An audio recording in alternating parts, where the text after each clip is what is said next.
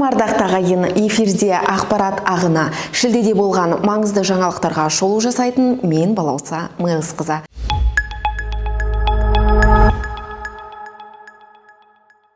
Шығыс Қазақстан облыстық филармониясының көрермендер залында «Мамма Мия» мюзиклінің премьерасы өтті. Бұл мюзикл 1999 жылдан бері әлемнің 140-тан астам қаласында қойылған. Осы уақыт ішінде мюзиклді 27 миллионнан астам адам тамашалаған. Бұл жолы Өскемен қаласының тұрғындары әлемдегі ең танымал музыкалық спектакльді тамашалау мүмкіндігіне ие болды. Шығармашылық ұжымдарға үнемі қолдау көрсететін Шығыс Қазақстан облысының әкімі Ермек Көшербаевта көпшілікпен бірге көрермендер залынан табылды.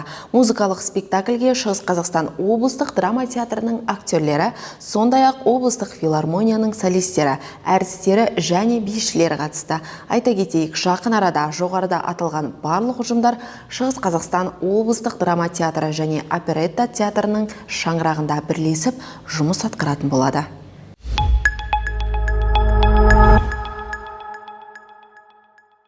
Астана күні мерекесіне орай Өскеменде Шығыс кәдесыйы атты қолөнер шеберлерінің облыстық фестиваль байқау өтті. Шығыс Қазақстан облысының шеберлері жәрмеңке барысында түрлі түсті бұйымдар мен кәдесыйларын әртүрлі материалдар мен түрлі техникалар арқылы жасалған сан алуан бұйымдарын әкеліп көпшілік назарына ұсынды. Сондай-ақ көрме қарсаңында шеберлік сабақтары өтіп, үздік қолөнершілер өзара сынға түсті. Шара соңында жеңімпаз шеберлер марапатталып, бағалы сыйлықтар табысталды.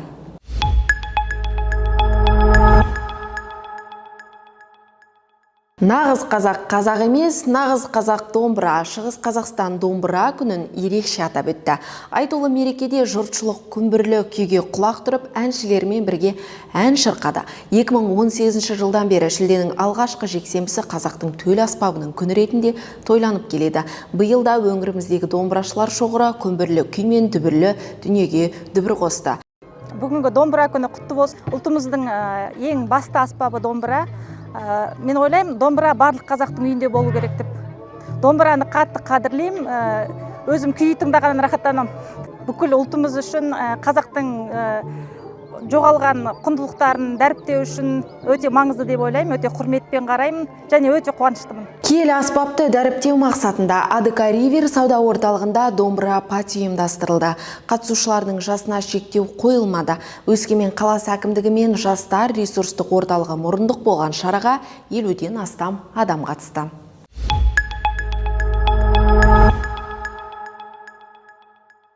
Самар ауданының ауылдарында ауыл ел бесігі бағдарламасы аясында абаттандыру жұмыстары жүргізіліп жатыр.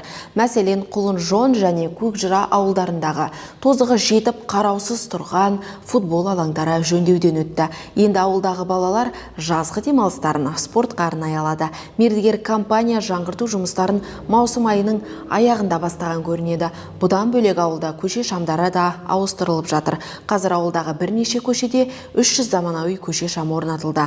Мұндағы мақсат ауыл инфрақұрылымын дамыту және жергілікті тұрғындардың өмір сүру салтын жақсарту.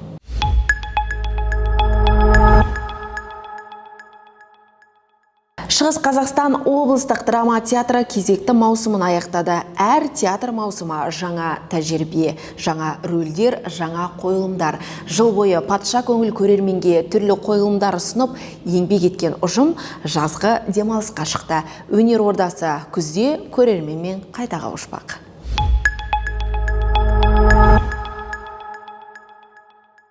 Өскеменге салқындатқышы бар су жаңа 8 автобус жеткізілді. Облыс орталығындағы Вибас жолаушы тасымалдайтын компания мемлекеттен берілетін субсидия есебінен автопаркін жаңартты. Енді Защита ауданына жаңа автобустар қатынайтын болады. Жалпы биыл қалаға 92 жаңа автобус сатып алынады деп жоспарланған. Оның 25-і шағын автобустар, 60 автобус сатып алынған. Жыл соңына дейін 32-сі жеткізіледі деді Өскемен қаласының әкімі Жақсылық Омар.